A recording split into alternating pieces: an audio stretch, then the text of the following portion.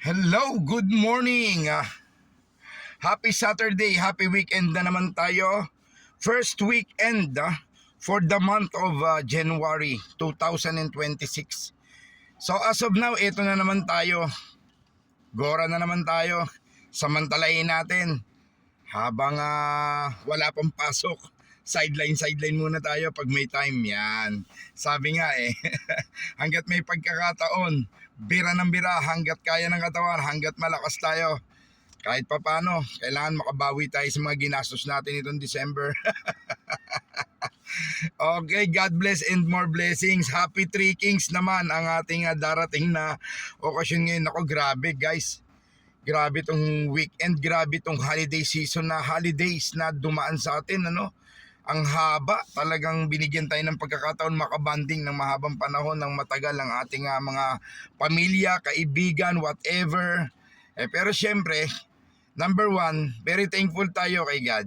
Huwag nating kalilimutan. Thank you, Lord.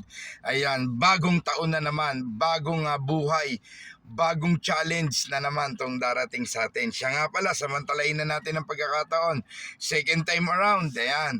Huwag natin kalimutan magpasalamat. Ayan, salamat sa lahat ng mga aginaldong natanggap, sa mga cash gifts. Ayan, ako, sa mga cash gifts na binigay sa ng ating pamilya. Ako, number one very thankful ako sa aking mga anak, yan, sa aking mga kamag-anak, mga kaibigan, sa aking mga boss, kumpare, ayan, mga nagbigay ng aginaldo, mga regalo, at mga cash gifts. Ayan, syempre very thankful tayo, lalo na kay God.